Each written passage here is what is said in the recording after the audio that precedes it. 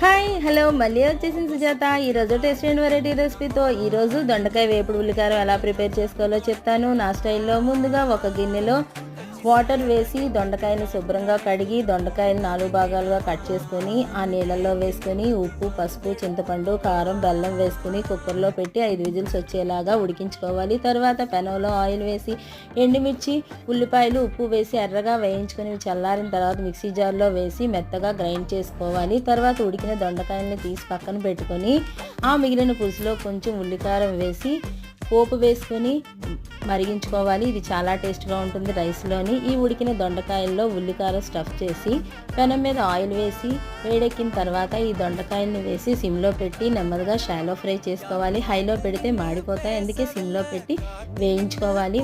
Smell కోసం పైన పచ్చికరివేపాకు వేసుకోవాలి. అంతే అండి, టేస్టీ దొండకాయ వేపుడు ఉల్లికారం రెడీ అయిపోయింది. మీరు కూడా ట్రై చేయండి.